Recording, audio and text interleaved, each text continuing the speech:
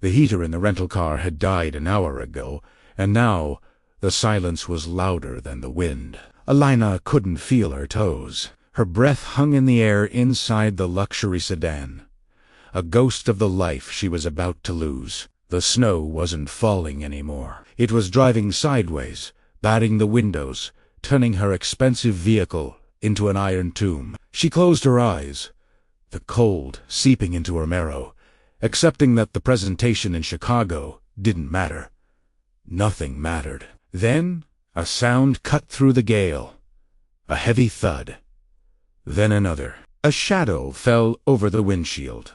She forced her frozen eyelids open to see a beast emerging from the whiteout, a massive black horse, and a man who looked like he was carved from the storm itself. The GPS on the dashboard was the first thing to lie to her. It promised a shortcut, a scenic route that would shave 40 minutes off the drive to the Missoula airport. For Elena Vance, 40 minutes was a currency more valuable than gold. It meant time to review the blueprints for the Sterling Tower, time to prep for the board meeting, time to keep her life running at the breakneck speed she had maintained for a decade in Chicago. She adjusted the rearview mirror, checking her lipstick, though there was no one to see it. The Montana sky above was a deceptive, bruising, purple beautiful, but heavy. She tapped the steering wheel of the rented sedan, her fingers manicured, her blazer thin and stylish, completely unsuited for anything other than a climate-controlled boardroom. Recalculating.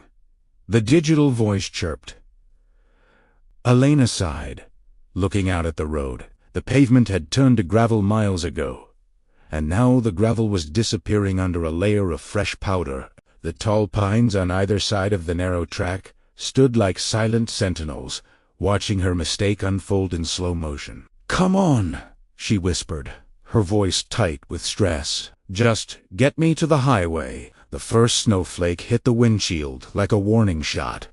Within 10 minutes, the world had vanished. It wasn't just snowing. The sky had collapsed. The wind picked up, howling through the canyons, shaking the car. Elena gripped the wheel until her knuckles turned white. She slowed down, squinting into the white void. But the road was gone. The tires lost their grip. It happened so fast, she didn't even have time to scream. The back end of the car swung out. The sedan pirouetted gracefully on the ice, and then slammed violently sideways. The world tilted. Metal crunched against rock. The car slid downward, nose first, tumbling off the shoulder and into the deep drainage ditch below.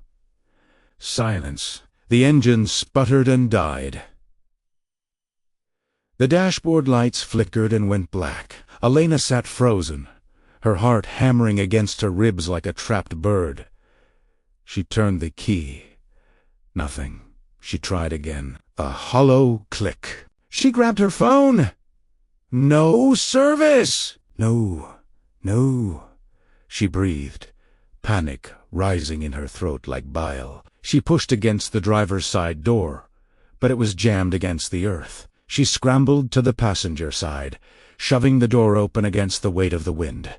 The cold hit her instantly. It wasn't the chilly breeze of a Chicago autumn. This was a living, predatory cold. It bit through her silk blouse and tailored slacks instantly. She scrambled back inside, pulling her coat tighter, but she knew. She knew with a terrifying clarity that she was in trouble. Current time passed. Minutes stretched into an hour. The temperature inside the car plummeted. The windows frosted over from the inside. Elena huddled in the fetal position, her teeth chattering so hard her jaw ached. She thought about her apartment, the heated floors, the noise of the city. It all felt like a dream. Her vision started to blur. She felt strangely sleepy. The panic was fading, replaced by a heavy, dangerous lethargy. Just a quick nap, she thought. I'll just close my eyes for a second. Silas Mercer didn't like the look of the sky. He had felt the pressure drop in his bad knee since morning. He had spent the last 3 hours moving the herd from the north pasture down to the lower valley. Anticipating the drift, he pulled the collar of his shearling coat up, tipping his hat against the biting wind. His horse Midnight, a massive black quarter horse with a temper as steady as a rock, pinned his ears back. "Easy, boy," Silas rumbled. His voice was gravel, unused to long conversations. He saw the glint of metal before he saw the car. It was nothing more than a weird reflection in the gully, something that didn't belong in the natural geometry of the pines and snow. Silas spurred Midnight forward, the horse wading through thigh-deep drifts. When he saw the sedan, nose down in the ditch, he swore softly. "City plates. Rental sticker."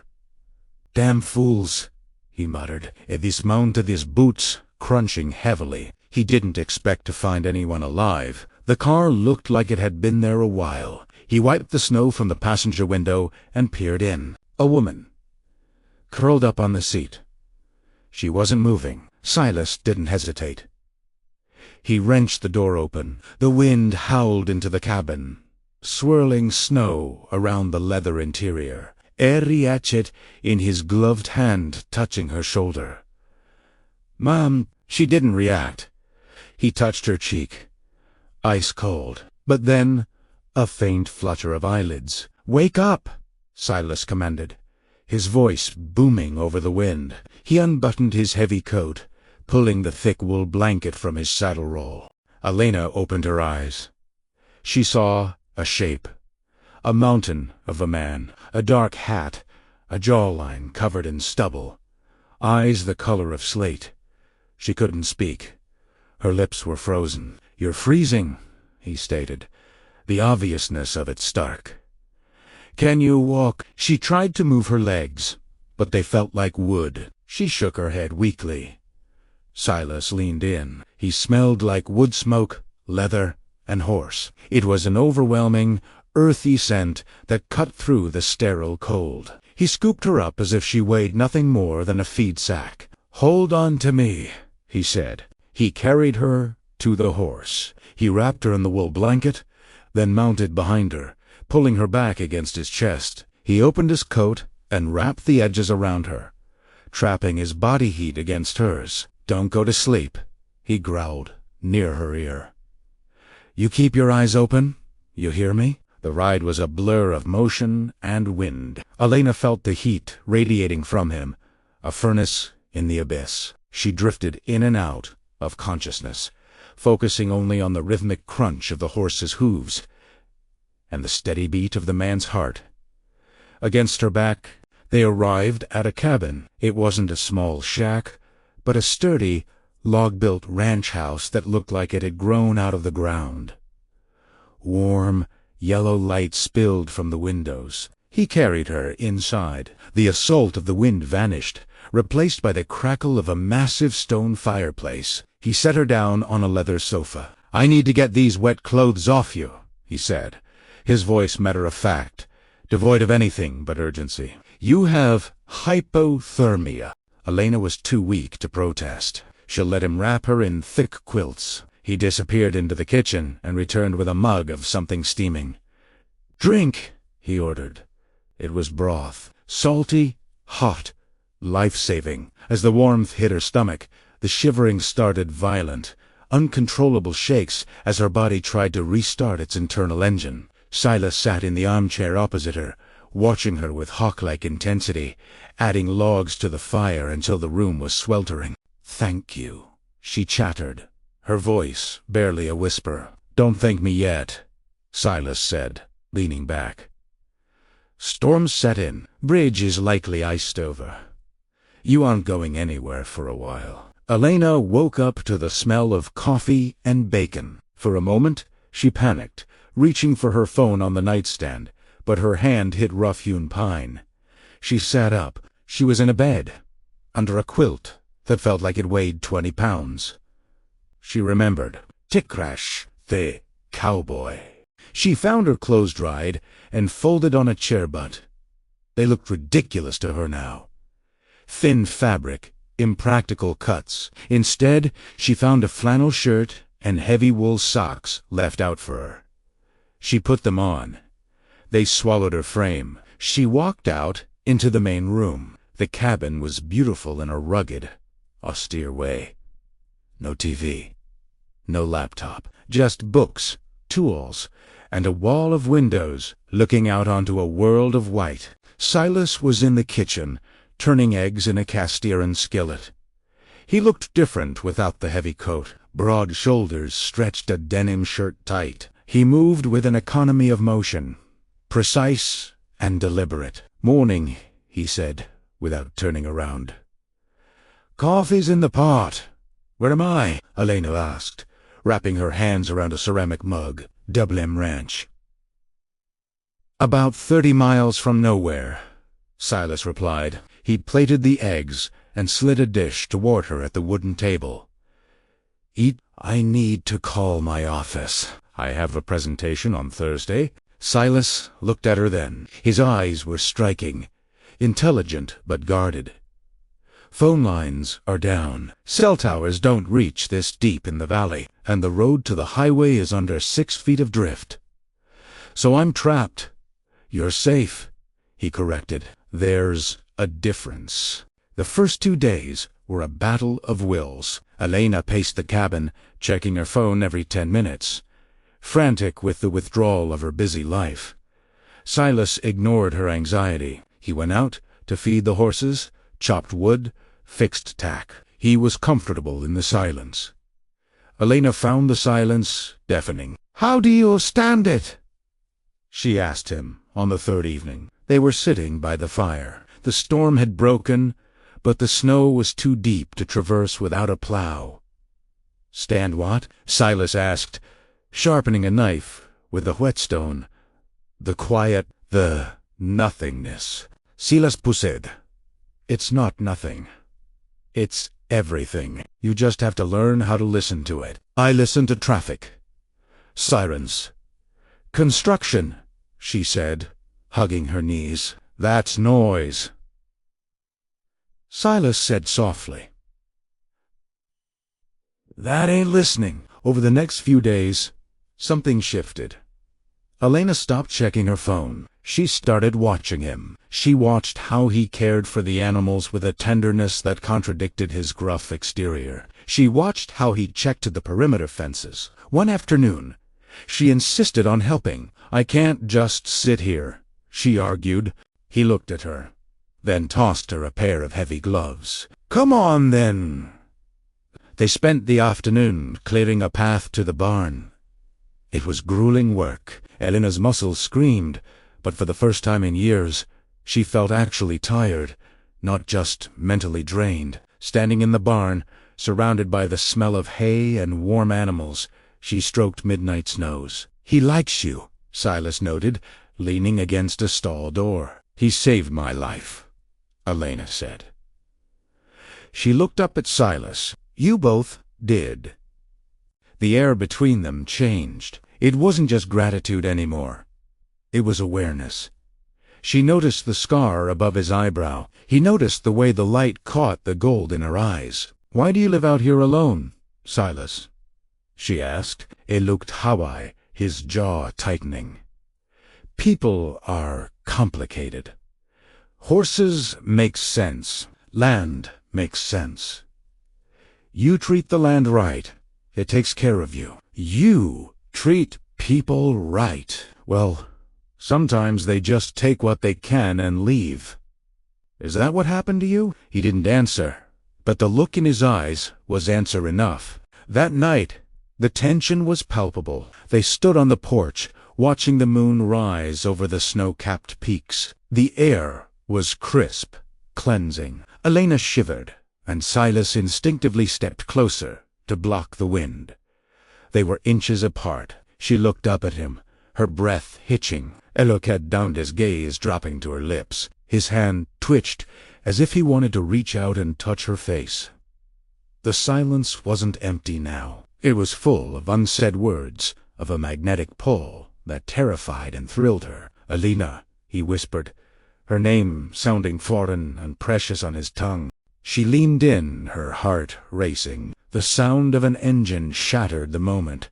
Bright lights swept across the trees. The rumble of a heavy diesel engine grew louder. A county plow truck, followed by a sheriff's SUV, was coming up the drive. Silas stepped back instantly. the mask of the stoic rancher sliding back into place. The moment evaporated like steam in the cold air. "Roads open," he said flatly. Elena felt a sharp pang of disappointment, a physical ache in her chest. The rescue had arrived, but it felt like a loss. The sheriff came to the door, boomin' and cheerful. "Silas, heard you might have a guest. Found the car in the ditch. You all right, miss?" "I'm fine," Elena said, her voice hollow. "Silas, ... Mr. Mercer took care of me. We can give you a ride into town. Get you a hotel. Get you to the airport tomorrow," the sheriff said. Elena looked at Silas. She wanted him to ask her to stay. She wanted him to say that the storm wasn't over, that she couldn't go. But Silas just nodded. "Best you get going. Your city is waiting." He went into the bedroom and brought out her dry city clothes. She changed, feeling like she was putting on a costume. The silk felt cold, the heels impractical. She stood by the door. Silas wouldn't look her in the eye. "Thank you," she said, "for everything." "Just doing what needed doing," he muttered. He handed her a piece of paper. "Insurance info for your rental." Sheriff pulled it. Silas, ... "Go on, Elena. Go build your skyscrapers." He opened the door for her. The cold air rushed in, but this time the cold was coming from inside him. She walked out to the sheriff's car. She didn't look back, because she knew if she did, she would crumble. Chicago was gray. Elena stood in her corner office on the 40th floor, looking out at the sprawling grid of the city. It was raining. The glass was cold against her forehead. "Elena, the board is ready for you." Her assistant, a young man named Julian, stood in the doorway holding a tablet. "They're really excited about the Sterling Tower designs." "Right," Elena said. She smoothed her blazer. "Let's go." The meeting was a triumph. She nailed the presentation. The partners applauded. She was offered the promotion she had been chasing for 5 years, senior partner, a corner office with a view of the lake, a salary that could buy a small island. That night, she went home to her penthouse. It was immaculate, modern, minimalist, and completely dead. She poured a glass of wine and sat on her Italian leather sofa. She turned on the gas fireplace. It flickered with blue, uniform flames. No smell of wood smoke, no crackle, no warmth that reached the bone. She closed her eyes, and she was back in the barn. She could smell the hay.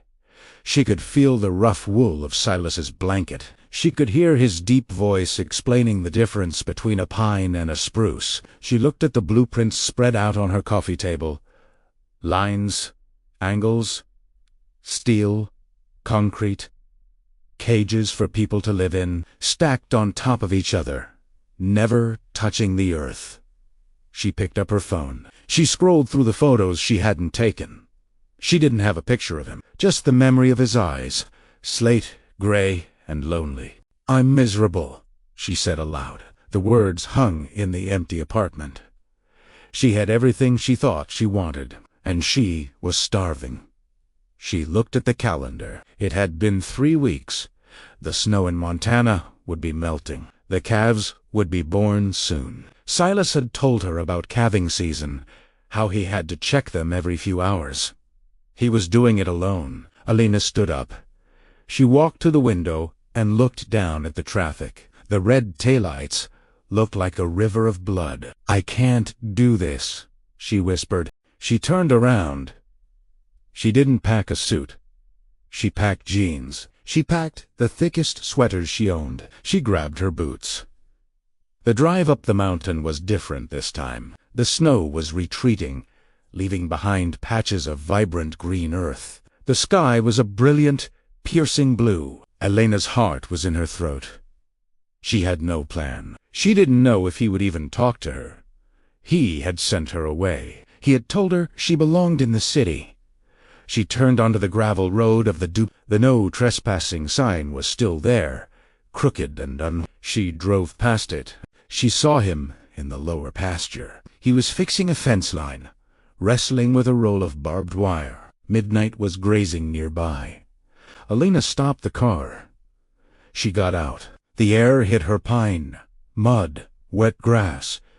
It was the sweetest thing she had ever smelled. Silas stopped working. He took off his hat and wiped his forehead with his sleeve. He squinted at the car. Then he went still. Elena climbed through the fence rails. Her boots sank into the soft earth. She walked toward him. He didn't move. He just watched her come, like he was seeing a ghost. "You're lost again," he said when she got close, but his voice slacked the bite it had before. It sounded ... hopeful. "No," Elena said. "I know exactly where I am. Shouldn't you be in a boardroom?